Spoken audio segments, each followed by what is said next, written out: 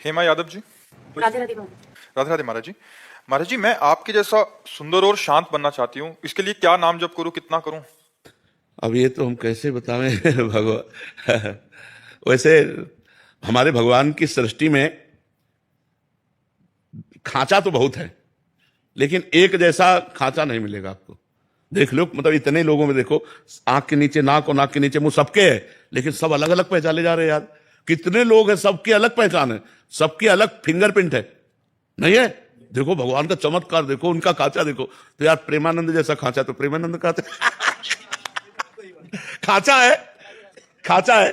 भगवान अपने जो सृष्टि में खांचे बनाए हैं, वो अनंत खांचे पर सब अलग अलग खांचे हैं। हाँ, हमारी बात मानकर जहां हम पहुंच सकते हैं वहीं आप पहुंच सकते हैं। वो राधा राधा नाम जप करो, अच्छे आचरण करो, भगवान को समर्पित भोजन करो, पवित्र भाव से रहो, तो भगवान कृपा करेंगे, अपने नाम धाम लीला प्रभाव को प्रकाशित कर देंगे, वहीं पहुंचेंगे जहां हम पहुंचेंगे।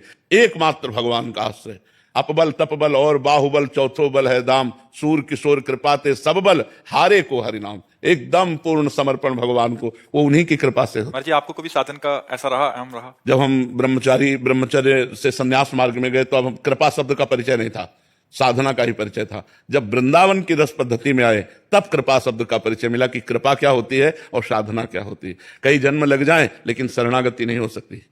शरणागति तभी होती है जब सब बल शांत हो जाता है, अपने को निर्बल बिल्कुल समझ लिया जाता है, तब भगवान की हृदय से शरणागति होती है। और जहां कनेक्शन मिला तो सुनेरी मैंने निर्बल के बल राम, फिर महाबल उसका भगवान साथ देने लगते हैं। और जिसके साथी भगवान है उसका मंगल भवन मंगल हारी, हर समय मंगल ही मंगल बना रहता है, आनंद ही आनंद बना रहता है। महाराज जी, साधन तो जिसके अंदर अहम है वो भी कर रहा है, जिसके अंदर नहीं है वो भी है, बट दोनों के आंतरिक स्थिति में क्या फर्क होगा महाराज जी? आंतरिक स्थिति में वो विकारों में फंसेगा और वो निर्विकार होता चला जाएगा, क्योंकि अहंकार में ही सारे विकार हैं, अहम में ही सारे विकार हैं। और संस्कृति मूल सूल प्रदनाना सकल शोकदायक अभिमाना, ताते करें कृपा निधि दूरी सेवक पर ममता अति भूरी। भगवान अपने भक्त के हृदय में अहंकार नहीं रहने देते, जो अहंकार होता है उसे नष्ट कर देते हैं। जब तक अहंकार रहता है तो भ्रष्ट होने के पूरे चांस हैं, और जहां अहंकार खत्म हो गया तो फिर ऐसे गोद में रखते हैं भगवान, करो सदा तिनके रखवारी जिम बालक राखे महतारी। अहंकार बहुत निंदनीय है और त्याज्य है, क्योंकि अहंकार से ही बड़े पूज्य जनों का अपमान हो जाता है, बड़े बड़े अपराध बन जाते हैं, गुरुजनों के प्रति अपराध बन जाते हैं। देखो, अगर थोड़ा अहंकार आ जाए तो नारद जी जैसे महात्मा में भी दोष उत्पन्न हो जाए। इतने बड़े महात्मा नारद जी को हम आ गया कि काम भी जाई, तो भगवान शंकर पर दोष दर्शन कर लिया, हरि के पास जाकर अहंकार भरी बात की, और फिर ब्याह का चक्कर आया और हरि को भी साप दे दिया ले। कितनी बड़ी विचित्र लीला हुई कि इतने बड़े अवतारी महात्मा को भी अहंकार ने नचनी नाच नचा दिया। केवल एक बात आ गई कि काम भी जई हूं। कोई भी अहंकार है तो नचनी नाच माया नचा देगी, और अहंकार रहित जो साधन है वो भगवान के प्रेम को प्राप्त होता है। जो साधन कर रहा है, कर तो प्रभु का ही रहा है महाराज जी, बट क्या उसके जीवन में ठाकुर जी ऐसी परिस्थिति लाएंगे घटना घटेगी उसके जीवन में जब उसका अहंकार मतलब आना वही है, आना वही है। भगवान या तो ऐसे समझ जाओ जैसे समझ के नहीं, जैसे गुरुदेव ने हमको अपनी शरण में ले लिया तो हम ऐसी भावना करें कि हमारा जो भजन साधन चल रहा है गुरुदेव की कृपा से चल रहा है। क्योंकि जब गुरुदेव नहीं मिले थे तो कोई भजन साधन नहीं चल रहा था, तो ये भजन साधन तो गुरुदेव की कृपा से चल रहा है, मेरे में क्या बल है। अगर ये बात आ गई कि मैं भजनानंदी, तो मैं फिर गिरना पड़ेगा, फिर कहीं ना कहीं ऐसी जगह गिरेंगे जहां पता चलेगा मैं कुछ नहीं हूं, तब आएगा हे हरि अब आप मुझे बचा लो, तो हरि उसी समय बचा लेंगे। सत्या की रॉय जी, वेस्ट बंगाल से।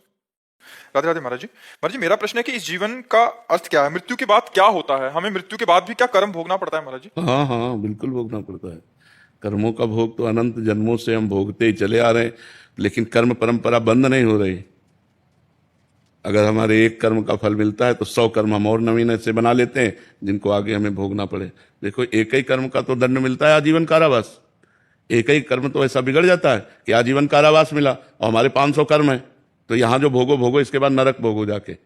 जिनको समाज में प्रकाशित नहीं किया गया, जिनका हमें दंड नहीं मिला, उन कर्मों का भोग हमको भोगना ही पड़ता है। जब शरीर केवल छूटता है, ये केवल शरीर छूटता है, आप और आपका सूक्ष्म शरीर और कारण शरीर, ये तीनों साथ होते हैं। नरक जाओगे यातना शरीर मिलेगा, देवलोक जाओगे देव शरीर मिलेगा। इन शरीरों से पाप और पुण्य का फल भोग कर फिर यहाँ सुअर कुत्ता गधा पशु पक्षी क्या क्या 84 लाख योनियां हैं, उन योनियों में जाओ। विवेकवान केवल एक मनुष्य शरीर है जिससे आप कर्म परंपरा को नष्ट करके भगवान को प्राप्त हो सकते हैं, वो भजन से होगा।